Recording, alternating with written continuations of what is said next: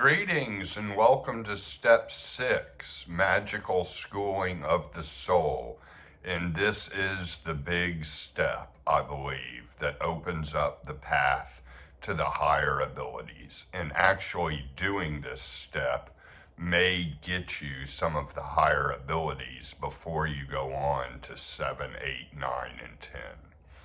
I do want to mention I'm an executive spiritual coach for Franz Barden practitioners. I offer individual sessions to help you through the steps, and I also offer group transmission sessions of the Akasha Light. And so if you are interested in this, please email me at thegraveyardcowboy@gmail.com. And this is actually what I do with my group sessions. But first, let's get to basically the issue here. And I think the issue here that could be a sticking point is that this is huge to really be able to access the Akasha, bring all the elements into balance, and really feel the Akasha inside of you strong. And the Akasha can balance out all the elements. But I feel like the problem here and the sticking point is still that the how-to in some of Barden's instructions is a little bit vague and weak. He's assuming you've developed your imagination a whole lot by this point. And you may or may not have. It may take more than just imagination to charge with the Akasha. But once you get the Akasha, you are kind of there for the higher abilities.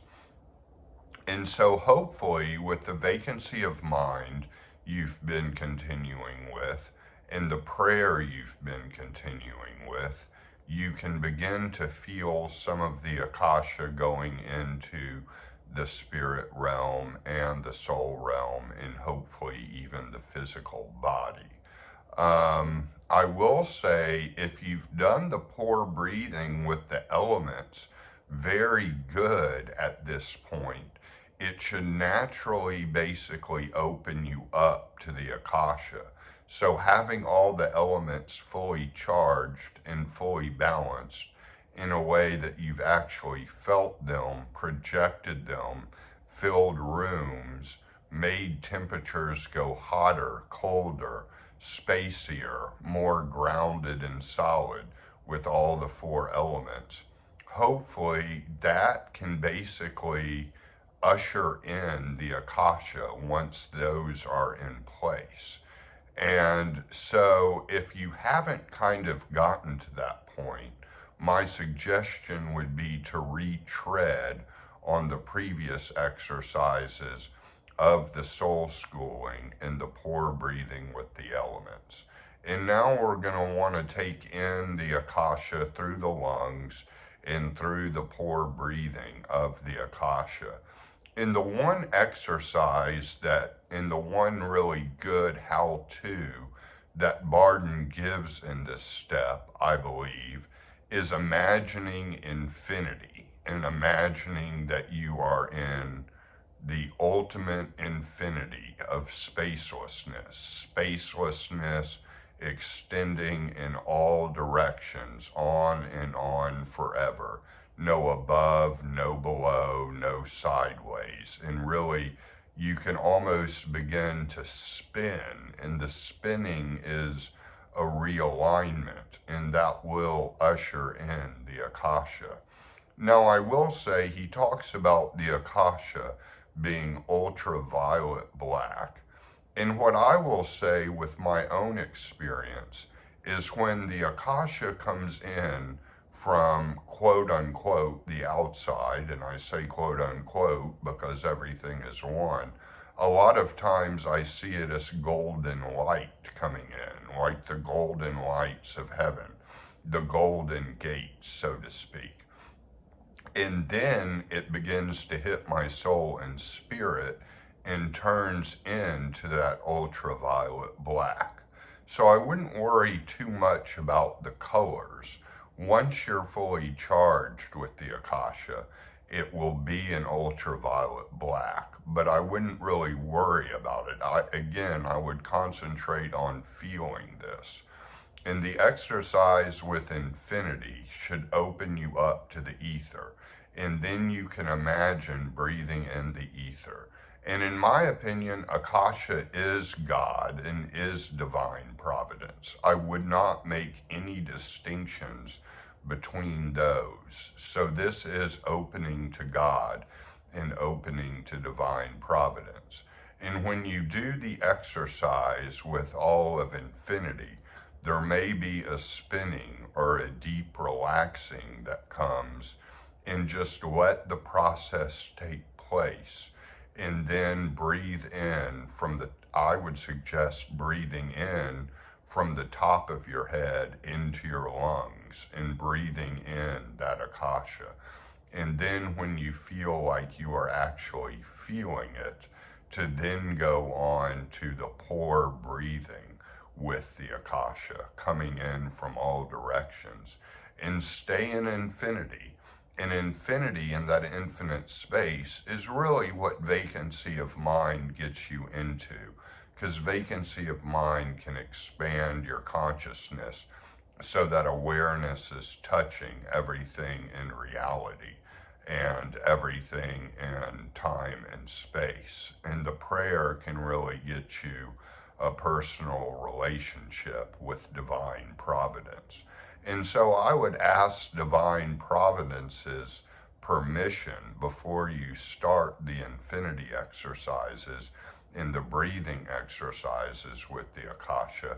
I would ask if it be thy will with the Akasha.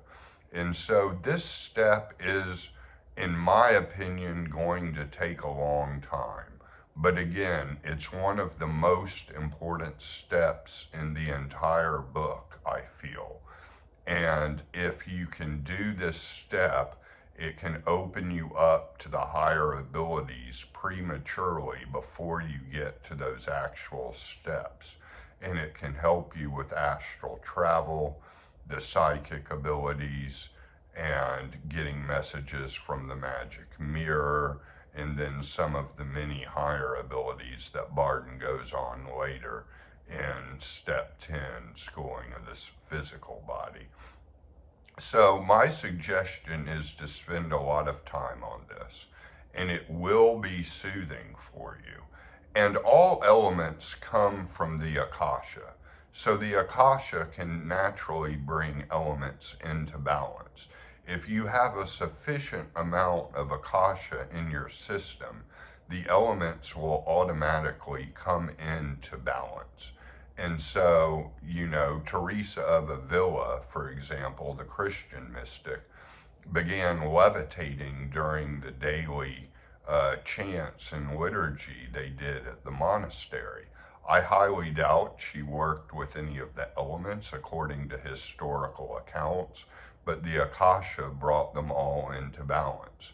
And when you can get to a state, like Barden says, and this is another good suggestion he gives, which I use personally, when you can get to a state where you feel the Akasha and the elements in balance, anchor it in with a finger gesture and anchor in that state of a kind of completeness and a kind of empty peace and a kind of balance in all of you, and anchor that one thing into the finger position, and do that every time you get in that state, and then that will become an instant way to get there.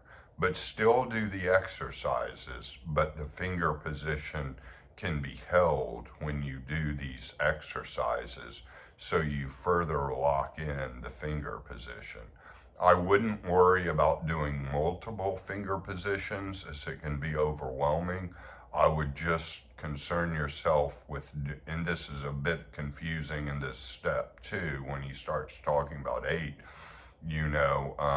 finger positions, but I would just basically concentrate on one. When the Akasha is fully charged up, the elements feel solid and in balance and feeling them in you, and you're in that good state, then at that point, I would go ahead and lock it into a finger position.